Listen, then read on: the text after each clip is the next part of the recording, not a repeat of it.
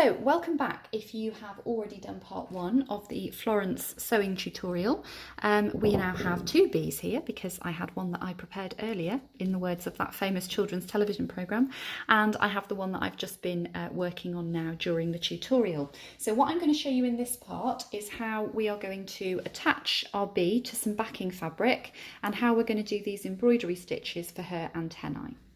So the backing fabric that you will get in your kit, if you've bought a kit, which is available in my Etsy shop, and I'll link that down below, will differ depending on which kit you've bought. If you've bought this kit with this fabric, then you're going to get this as your backing fabric. So this is a nice grey quilting weight cotton, and I chose that just because it goes quite nicely with these colours, but also it has a slight honeycomb resemblance. In other kits, you're going to get some cotton canvas possibly as your backing fabric, or another print that goes with it. But you can applique Florence onto anything that you like. The reason that I've done her this size is because I think this is quite a nice size to applique onto a cushion. So if you've got a plain cushion or even a patterned cushion and you think this would look nice on it, then you can applique this on. It would also look really nice appliqued onto a blanket. You could applique it onto a quilt, you could applique it onto a bag, you could do anything that you like with it really. But I wanted to put some backing fabric in the kit so that you have got something to attach it to if you wish to use it, and if you don't, then you can use that for all manner of other things. So I've got two here because I want to show you the difference if you take the papers out versus if you leave the papers in. So I am going to leave the papers in this one, and I'm going to take the papers out of this one. Taking the papers out is really, really easy because we haven't sewed through the papers. So you can just get your finger in there and pull them out, or you can use a pin, or you can use some scissors to help you. So there's one out. And because the papers that you get in your kit are cardstock rather than just, you know, printer paper, you could use those again. Just make sure that you pop your raw edges of your fabric back into place if you're taking your papers out. So you could get a pin and put it in the middle and pull it out that way if you wanted to. So I'll just take those out, and the last one is the triangle. So there we are. So yeah, you could use those again if you wanted to. I'll pop them to one side for now. At this point, I would give her a little press, just to make sure that everything is still sitting nice and flat. Okay, so that's her with no papers in, so she's quite kind of floppy and nice and soft for appliquing onto fabric. If you wanted to though, you could leave the papers in. And what this does is it enables you to attach her perhaps just here if you were going to do, if you're going to put this in a frame or something, and then you can manipulate the wings and the head because you've got the papers in with a bit of structure. Maybe just have a stitch attaching them along here, and you've got a little bit of a 3D element to it. So if you wanted to pop her into a box frame when she's completed and you wanted to have a little bit of 3D going on there, you could do. So just ideas for you. You can leave the papers in if you want to, you don't have to take them out. But we are going to use the Florence that I have taken the papers out of first of all. So I'm just going to take her over to the iron and give her a little press to make sure that she's sitting nice and flat, and then we'll get on with appliquing her onto the backing fabric. Okay, so I've given her a little press, so she's all nice and flat now, and all of the folds where we've tacked our fabric to our papers at the beginning there are nice and crisp now, which is what we want for our applique. Where you position your Florence on your fabric, it's very much up to you. You can pop her in a straight line if you want and have her antennae coming off the top, which is what I've done on this sample here, or you can put her at an angle. If it were me, and it is in this tutorial, I would say go for putting her at an angle if you are somebody that wants everything to be dead straight, because it can be quite difficult to get her straight. Having said that, you do have this print on the fabric to help you, so you could line up the tip there and work it out like that, but I'm just going to pop her on at an angle for you. We're going to pop a couple of pins in just to secure her into the fabric whilst we do this. So I've got some pins here. You don't have to pin her, but it's just easier if you do, so that she stops moving around. These are quite fine pins. Let's put the lid back on so I can show you what pins they are. They're bridle and lace pins, because if you use a nice fine pin, you're not going to end up with any holes in your fabric. So I'm just going to pop the pin underneath there. This is just to anchor her to the fabric. It's not, you know, you don't have to be precise with this at all.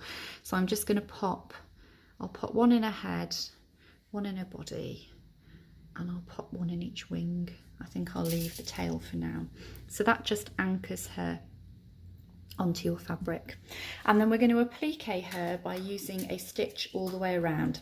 The stitch that we're going to use is essentially the same stitch as we used here to do the invisible stitching on the on Florence's tail. So you've got a fold here, and then you've got a flat bit of fabric here. So we're going to use the same stitch, but I'll show you how to do that. I'm just going to use a single length of thread this time, because we don't necessarily need to have much strength here. But if you were attaching her to a cushion or something, then you might want to think about using a double length of thread, because if you've got little hands that might pull her away, then it might be as well to have your double length of thread. So I've got my single length of thread here, which I'm going to pop through the eye of the needle, and then I'm going to make my knot in the other end, as we have been doing all the way along. So I'm hoping that what you can see in this tutorial is you just need to kind of practice a few techniques, and then you're using the same techniques for everything that you do. So although it might look quite intimidating to start with, once you start and have a go and practice, then it should become a lot easier for you. So I've got the knot in my fabric there. Now it really doesn't matter where you start attaching Florence. You can start stitching anywhere you like. I'm going to start in the centre of her head at the top, but you know, you can start anywhere that you like. To anchor her into the backing fabric, now my needle's come unthreaded. To anchor her into the backing fabric, because we've got a knot in the end of our thread, I'm going to put that knot into the fabric here so that we don't see it, because you can go underneath that one. Yes, you can go underneath this one, but if you were appliquing her onto something else, you might not be able to go underneath, or you might not want to be able to see the knot underneath. So I'm just going to put my knot in here, and what I'm going to do is I want to come up on the fold. So I'm going to take my needle and I'm going to put it into my fabric so that I come up on the fold there, and just pull it through, and then my knot will anchor it. Then what I'm going to do is I'm going to put my needle into my backing fabric just next to where the thread is coming out of the fold there. So I'm going to pop it in. Let me just get hold of this in the right way for you to be able to see. I'll move that thread over there. So I'm going to pop my needle in here, and I'm going to use probably about a ½ centimetre stitch, a couple of millimetres, something like that. Gone in there, and then pull it through. And the needle just keeps wanting to come unthreaded today. So pull it through. So that's your first stitch. I'm going to rethread my needle, and then I'll show you how we're going to carry on. It seems determined to come out today. Right, we're rethreaded. Okay, so we've done our first stitch in our backing fabric.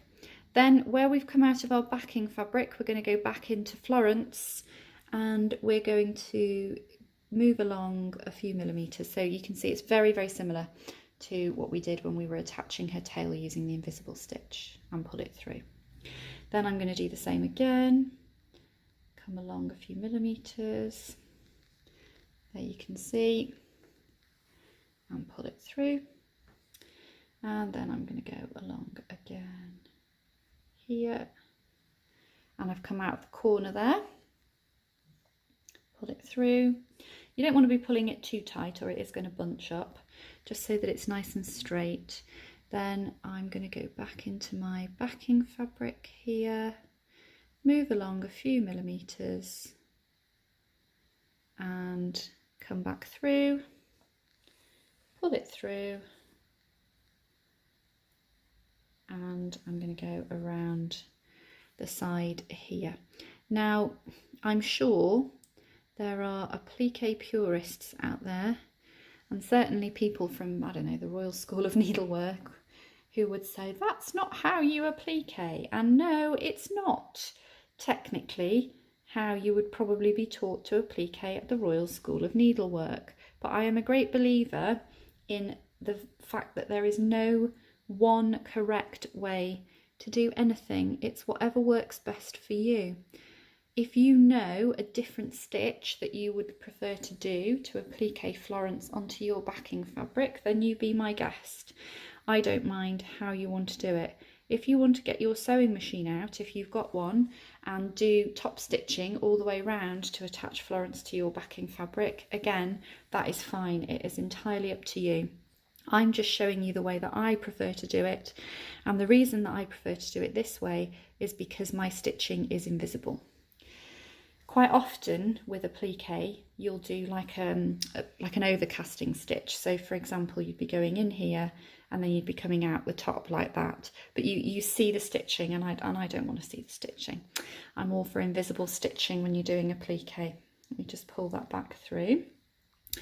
So I've gone into my backing fabric there, so I'm going to come back and I'm going to go here. It's important, again, as it was when we were attaching the hexagons together, to make sure you go right into the corners.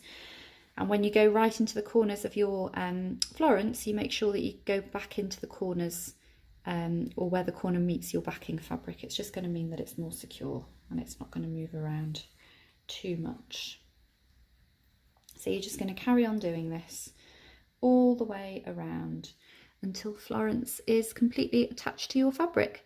Now, your stitches here can be a little bit bigger than they were when we were attaching the hexagons together, so it might not take you quite as long to do this bit, because you can do some bigger stitches. I'm using a white thread because it's just invisible, and you've probably got a lot of white thread, but you could use a different colour if you wanted to. You could use some kind of decorative stitching, you could blanket stitch round, whatever you like. I'm just showing you what I think for me, and probably for some of you too, is the quickest and easiest way of doing it. So instead of me talking to you the whole time that you're doing this, I will carry on and I will speed this up, and I will come back to you once I have finished attaching my Florence to my backing fabric.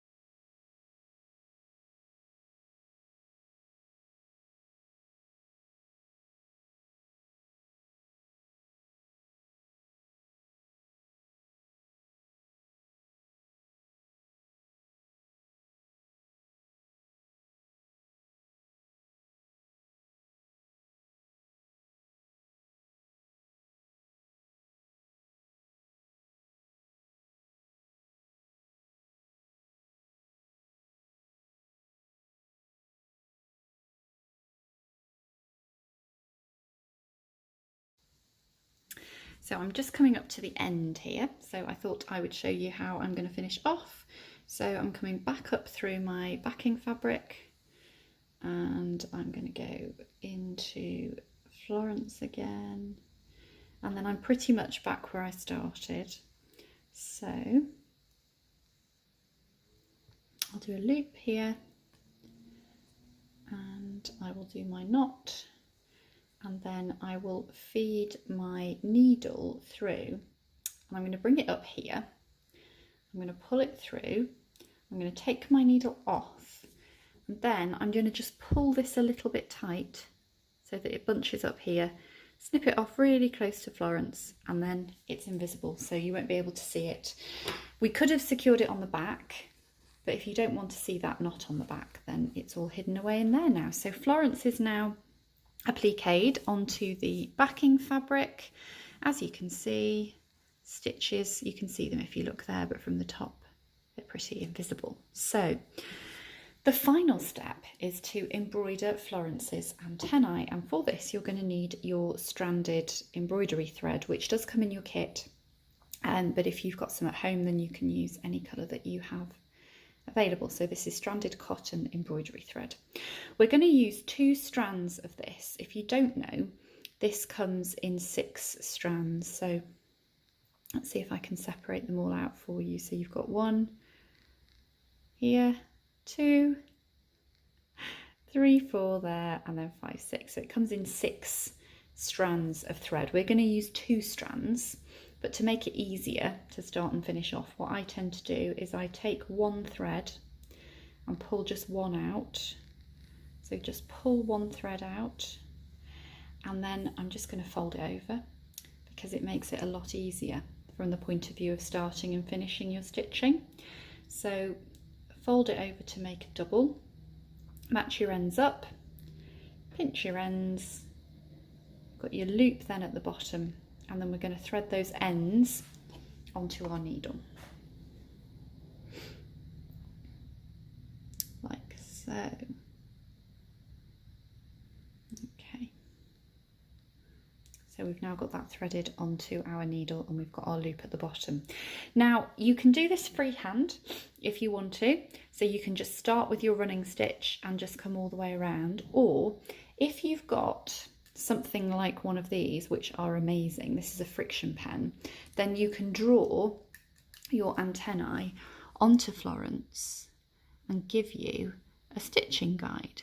So that's what I'm going to do, and I'll just come around here like this, all the way around, and I'll pop a dot in the middle there, and I'll do the same the other side. Now Florence is a bee. She exists in nature, and Mother Nature is not bothered about perfect symmetry. So neither am I. Those are the antennae that I'm going to do. I will pop a clip in here actually. I'll take this over to the iron and show you this, because basically what happens is when you iron on it, it just disappears, and nobody ever believes me when I tell them that. So I will take you over to the iron and show you. Okay, so now we're going to do a running stitch for the antennae, and then we're going to do a French knot at the end. You don't have to do a French knot at the end, you could just finish off with a running stitch if you want to. So I'm going to use my friction pen as a guide. I'm going to come up here with my needle from underneath.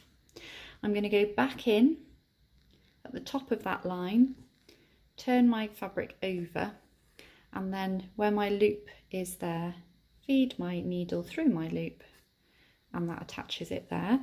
And then all I'm doing now is I'm going to carry on using a running stitch, being careful not to pull it too tight, using the friction pen lines that I've drawn as a guide for me. And it doesn't matter if you're not exactly on those lines, because as I said, when we're going to take it over to the iron, it'll just disappear. So we'll keep going all the way around with your simple running stitch. This is possibly the easiest type of embroidery stitch that you can do. Remember to turn your work as you're going, if that makes it easier for you.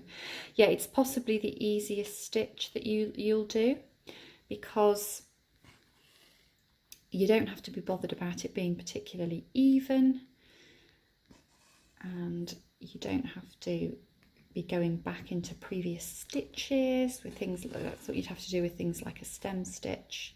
So this is about as easy and forgiving as it gets. So really, really good for practicing your embroidery. So we'll keep going round, and then I'll show you how to do the French knot right at the end. Keep going through there.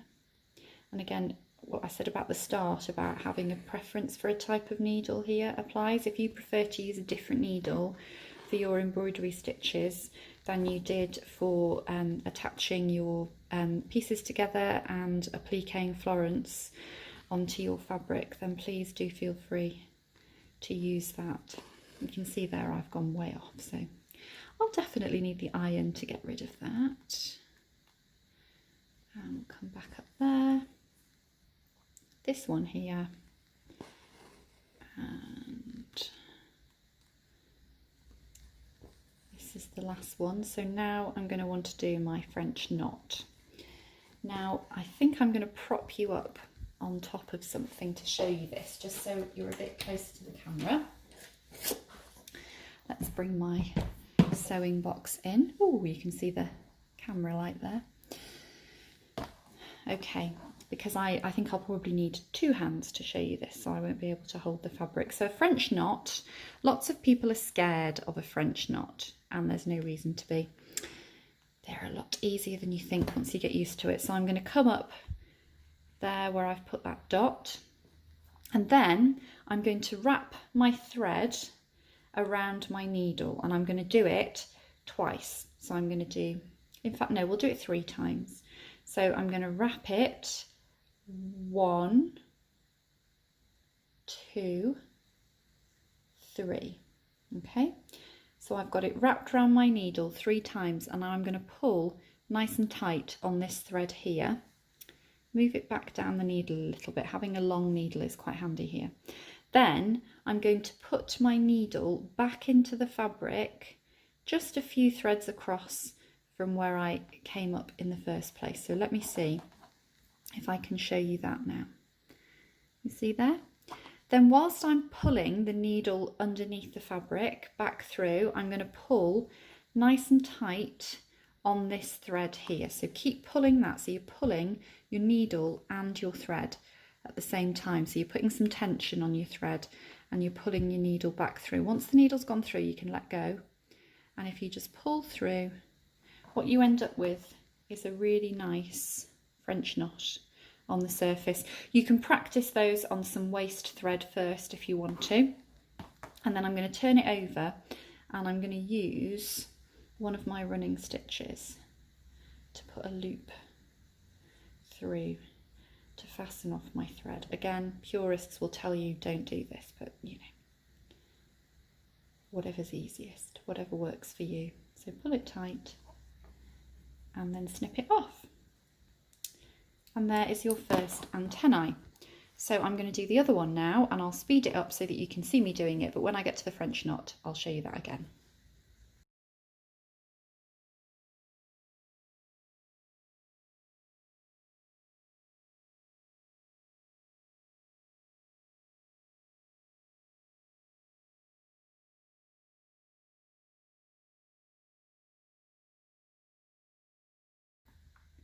Okay, so we're back at the French knot now. So I've brought my needle up again where the dot that I drew for the French knot is.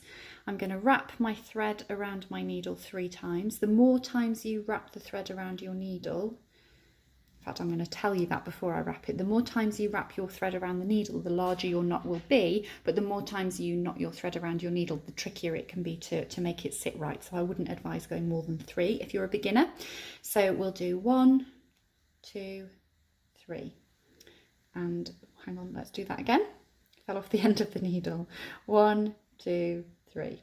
Okay, so now I'm going to put my needle back into my fabric just a little bit further across from where I came out, and as I pull the needle through, I'm going to pull on this thread to give some tension, and I'm going to pull the needle through, and once the needle's gone through,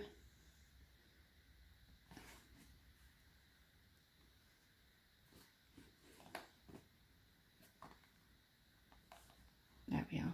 Sometimes it needs a bit of a tug. Then we've got the knot sitting nicely there. And I'll just finish it off around the back in exactly the same way as I did last time.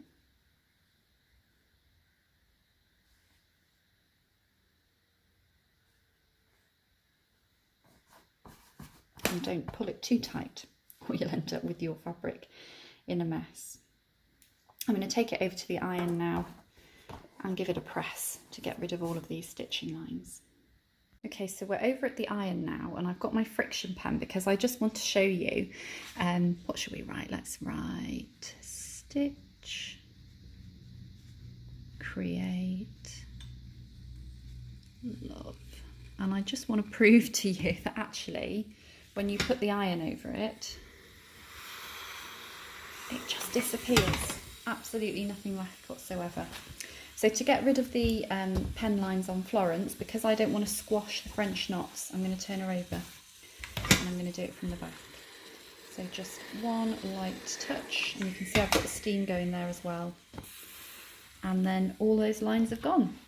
So now we'll just give the rest of her a good press, because obviously we've been creasing her as we've been holding her to do the stitching. And then we're done.